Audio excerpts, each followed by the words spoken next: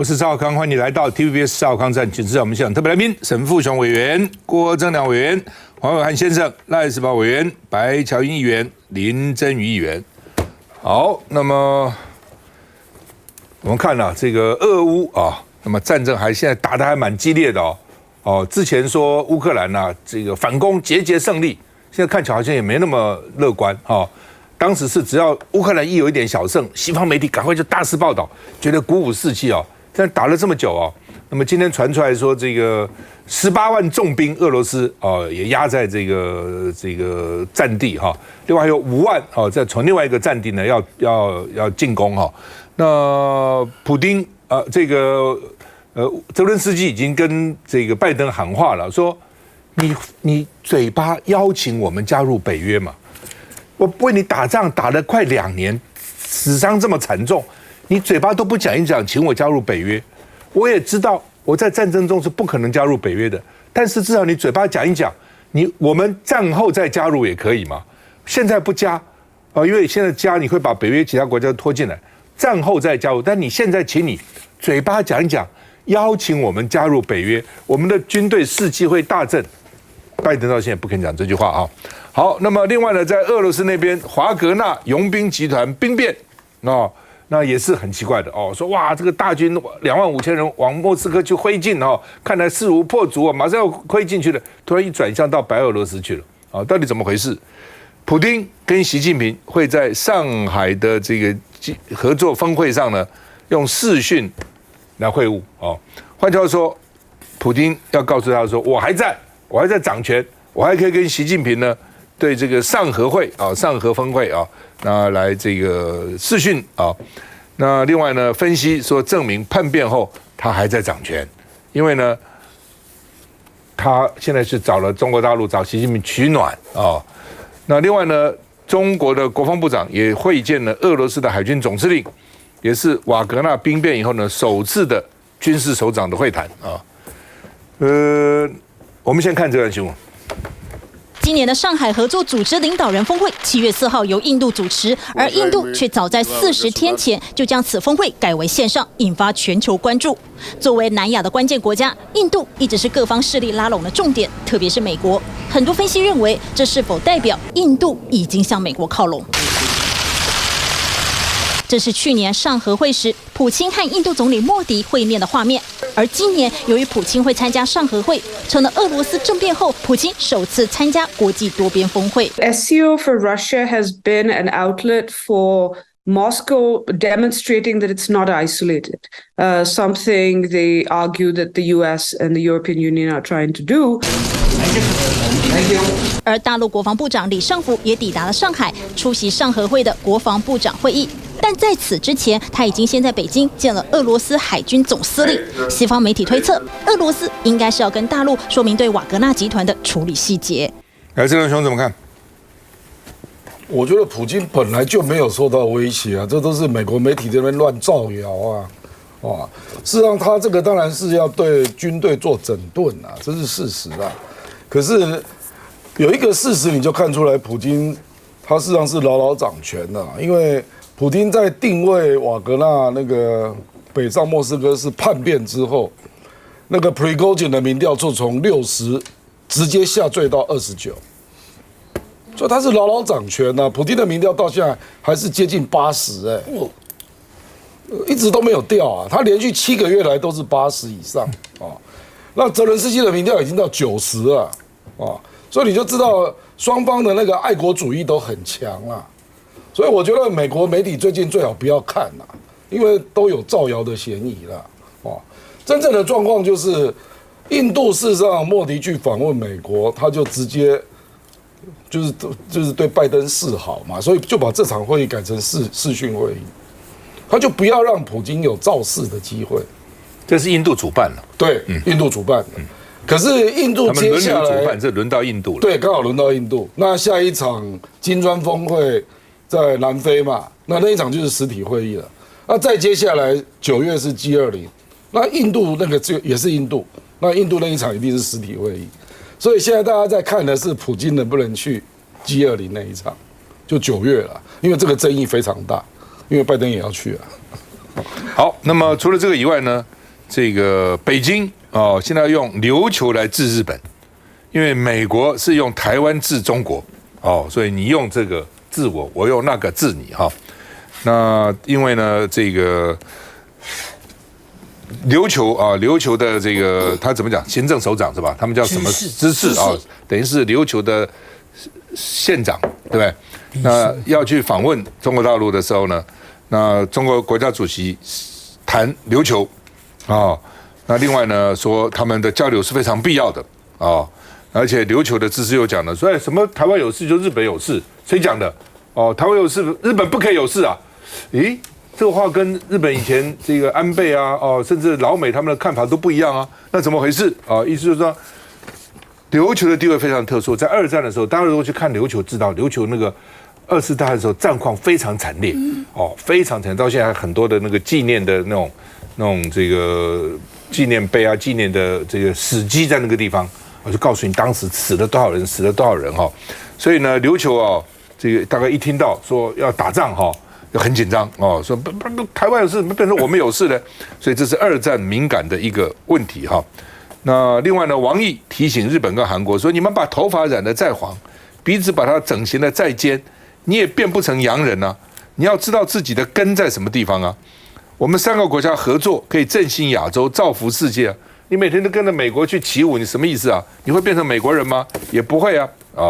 所以呢，他们现在呢，这个说中日韩3国应该合作，加强互信，加强互惠，加强互联，加强互助，提升人文的交流那布林肯前2天离开大陆的时候呢，就说了，我在大陆告诉老中说呢，我们会继续做你们不喜欢的事，我们会继续说你们不喜欢的话。这当然觉得说，你才刚离开。对不对？然后呢，拜登就说习近平是独裁者，然后呢，布林肯就说呢，我照样讲你不喜欢的这个话，说你不喜欢的事情呢。好，那么崔天凯说了，他说我们也没有叫你做我们喜欢的事，说我们喜欢说的话，就像我们也从来没有承诺会做你喜欢的事我们也没有承诺要说你们喜欢说的话有一点以牙还牙的味道了那美国国务院更新到大陆旅游警示，这很严重这已经是第2严重了，说呢，你要重新考虑要不要到中国大陆去，US recommends 建议美国人怎么样呢？重新考虑去中国的旅行，为什么？因为他们这个法律乱改乱强制执行法律，而且呢，这个随时不让你出境，或者把你抓起来特别是主要因为之前呢，因为一个香港的居民，他也有美国公民的身份，叫做梁成运，间谍罪。被江苏苏州市中级人民法院判处无期徒刑，因为这是一个美国公民。是老美就讲说，你们这些美国人都要小心去不要他随便就把他抓起来老师怎么看？乌克兰离我们太远，所以我们讲近一点的冲绳我对冲绳的知识要去北京为苍生请命我是有一点感动，因为我从他身上看到我自己。我每次来本节目都为台湾的生民请命。那虽然我比起他，我讲话没有用，但是冲绳跟台湾的命运有类似的地方，也有相当不一样的地方。2次大战的时候，冲绳是很惨。那台湾我们在座每一位只有我亲眼看过美军轰炸台湾，像台南像那个林百货，像那个台湾文学馆，还有那个浙园台糖手术的甘蔗园，整片都烧掉。它是用一种烧一弹叫烧一弹，就整片烧掉。所以呢，这个情况不一样。但是我们台湾的处境不见得比冲绳差，因为冲绳这个知识他不懂，因为他只是跨太平洋大矛盾的问题里头前线的前线。它在第一岛链的里头的位置跟台湾一样，都是美方眼中前线的前线。但是在跨海峡的小矛盾有关统一的问题的时候，台湾的问题麻烦，冲绳没有这个问题。但是呢，这个小矛盾跟大矛盾是互相拖累的所以冲绳知识其实是太天真，因为有小矛盾出了事，大矛盾一定进来。大矛盾出事的话，美中逃不掉，那日本能够逃掉吗？日本逃不掉，你冲绳也逃不掉。所以我觉得他为冲绳的老百姓就说尽量不要把我们当战场，这是对的。但是他去说，尽管台湾有事，我们也不要有事，这是错的。他应该如果这么在乎琉球人民的生命的话，他应该趁去北京的机会给习近平讲，最好是台海不要有事，因为台海有事，我们是跑不掉的。那我为琉球人民着想，你们最好不要有事。何况你们是同文同种嘞，还要由我来劝，那不显得也很多此一举吗？我觉得他的理念，他的理论基础是不正确的。他的方法也是不妥当的，但是他的出发点我是佩服的。乔英，你怎么看这个问题？其实我刚的看法跟郑亮兄比较不一样啦。从普丁这个开始延伸来说的话，其实普丁呢，他这一次因为没有人想得到这一场乌俄战争会拖这么的久，没有人想到说1年半来，没有人想到这个状况，绝对是没有人想到。尤其呢，我认为说，其实瓦格纳的兵变对于普丁是有一定的伤害的啦。我觉得对于他的大权在握这个形象是有一点点损伤的，所以呢，他必须要在这次我们的上合组织里面，必须要重新展现他可以领导的这个雄风嘛，也必须要向他的盟友还有全世界的好朋友来做一个交代。所以呢，我认为说他在这一场的上合的高峰会里面，那是他一个相对安全的一个选择。那我们就讲到啦，可是呢，也从这次的微妙的关系可以看到，北京和俄罗斯其实是有一点点主客意味的哟。因为之前大家都知道的是，俄罗斯感觉是老大，但是呢，这场战争真的拖得太久了，尤其又加上这次瓦格纳的意外，所以让他们必须要向北京来求援。那北京好啊，我伸出援手，对你伸出援手，像老大是谁了？就是北京了嘛，对不对？那我认为说，其实日本他们也是很聪明，那尤其说这位冲绳的知事，他一向以来的立场就是反对战争的，所以他必须要这一次微微的用口说的方式来透露一点点求和示好的味道给中国北京，我觉得是不为过的。对了，尤其琉球一方面真的地位很特殊，二战很惨烈。第二边呢，琉球美军驻扎很多，你知道？老公一定打他。对，而且但是那些美军给地方带来很多的困扰，知道？经常去强暴地方的妇女啦，车子撞车以后呢跑掉啦，而且他有治外法权啦。日本不能审判他，老美自己也审判了，所以经常就轻重了。所以琉球人民气得要死，一直叫他们把基地搬走。但是呢，怎么可能搬走？不可能搬走嘛。需要再回来。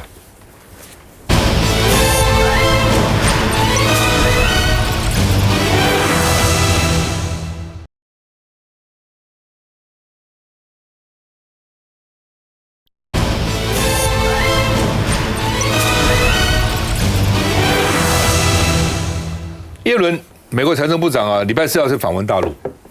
其实耶伦之前一直讲说要去大陆，因为美国财政部问题大了。债券的问题，老公一直在卖债券啊。那希望你不要再卖了，关税的问题这个汇率的问题，然后那个贸易顺差逆差的问题啊。但是呢，以财政部长这么重要的，还有他原来还是这个 Fed 的这个主席联邦理事会的主席结果呢，居然说没有安排要见习近平。不，当然会不会临时有改变也很难说。老共常常这样，开始没有安排，最后突然谈得还不错，见个面吧。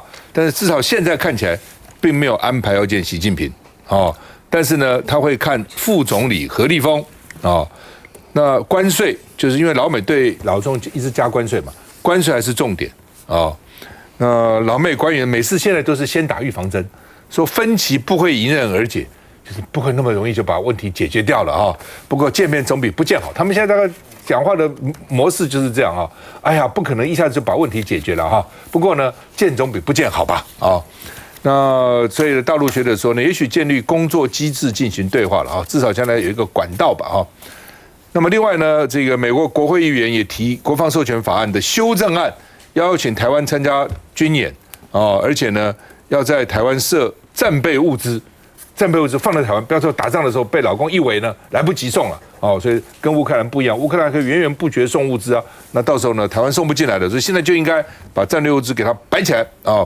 那2024其实每年都有邀请的，但是老美一直没有邀请，所以现在希望明年的环太平洋军演要邀请，国防部一样说我们乐观其成有没有希望来邀吧那另外我们自己也在演习了我们在有天马的操演，用托式飞弹哦，然后呢这个射击啊，然后呢用车子拖嘛哈。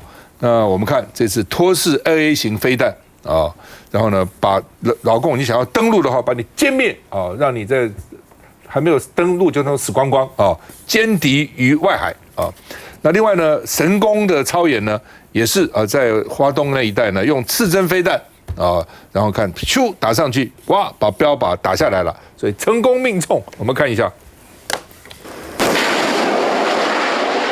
瞄准2000公尺外的海上标靶，国军天马操演周一首次在屏东枋山登场。管制演习海域，禁止船只进入。陆军联兵营与陆战队实弹射击能反装甲的 M220A2 托式飞弹。国军过去的操演常被诟病的就是相当的剧本化，但是今年天马操演邀请媒体来拍摄，过去没有实弹射击经验的官兵，也借此考核他们的射击能力。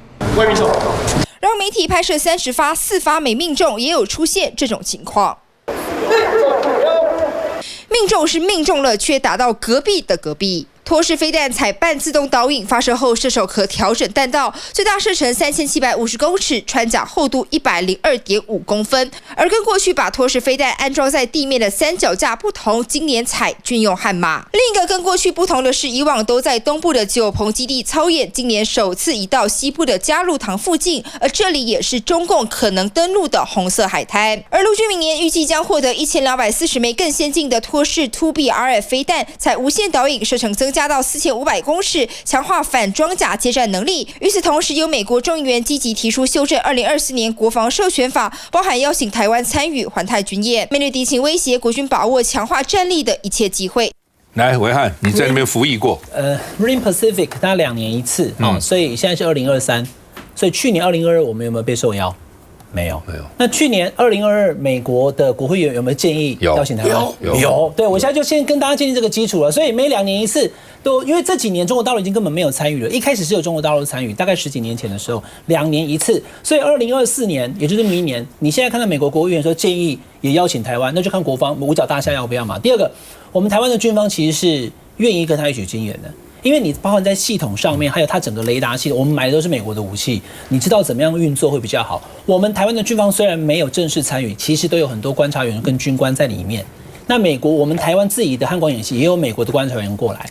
那去年2022年的时候，7月，台湾有5家电视台，包含 TVBS， 都有派记者去现场采访，可是我们的军队就没有正式去。所以我觉得就看明年了，因为现在已经越来越两岸关系慢慢走到这个情况之下的时候，美国应该会给予台湾更多的参与。可是你参加环太平洋军演这件事情，我知道现在在看我们节目观众朋友人讲说，那不就到时候惹怒中国大陆吗？是没错啦。可是问题是因为我们的武器都是跟美国买的。你参加那个军演之后呢，你对于整个武器的雷达的讯息的交换等会有实质的帮助，就看明年2024年到底要数据连线哦。对，我们现在我们就是希望跟他不愿意跟你数据连线，所以我们没有参与啊。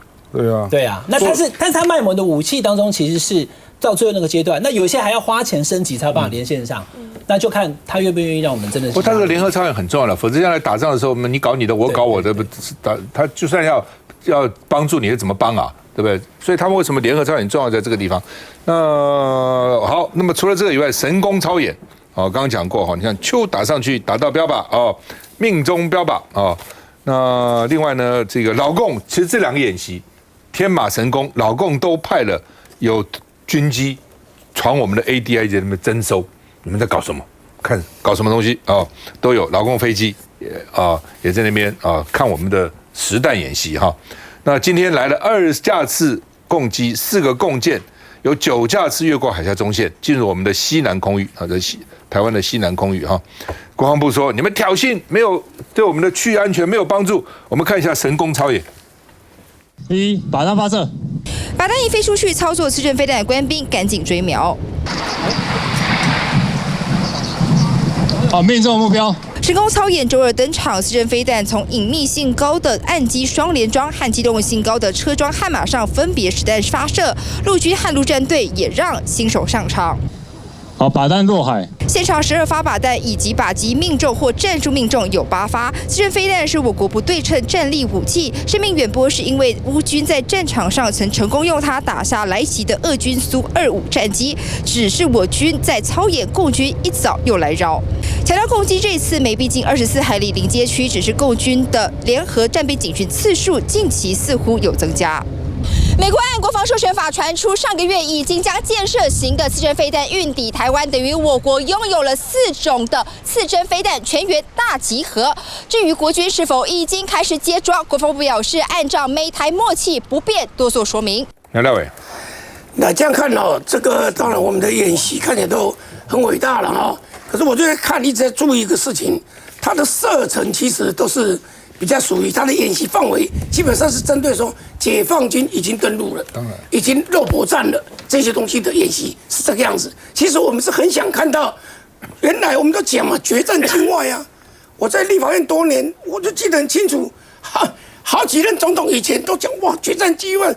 这制敌先机什么之类的，都讲这些啊。现在不是了，制空、制海、反登陆。对，现在这些都不讲，都是在里面。不要忘了，这一次的美国的这个众议员提出的什么？他2个，一个要台湾要来参加环太平洋的军演，一个是什么？为台设战争储备物资，一个是演习。我们当然愿意来参与啊。我就想到我们买了4架那个死神无人机，对不对？6亿美金，168亿新台币啊，168亿，一架40几亿哦。结果是什么？好像替美国打工哎？为什么？那个收集到的资讯，美国拿走哎，还不给我们啊？我们的话还要申请，奇怪，这钱我花的，他叫我们去做侦查工作啊，我们自己付钱啊，我们自己吃便当啊，自己带，弄安内就觉得你会觉得说。怎么会这个样子？然后又说好要设立战争的储备物资在台湾，那就台湾准备打仗了嘛。那战备物资刚才有提到说天然气啊什么之类的，不要忘了天然气它储存最多11天呐、有人讲7天，有人讲11天，还有最近不是有一个什么美国的智库提到说台湾要撑90天，这个是我们大家觉得是有一点好笑。因为所有的版本，每一次新的科轨上来，我执行国防部长一定问，我们可以撑多久？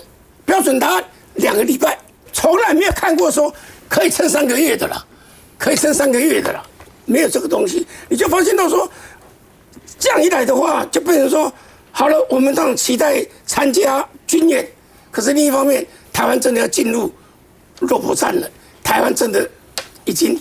要叫独占，对了，真的是啊，今不如喜。其实我至少提出来，我看到这个死神无人机，我就想到 U2 飞机啊。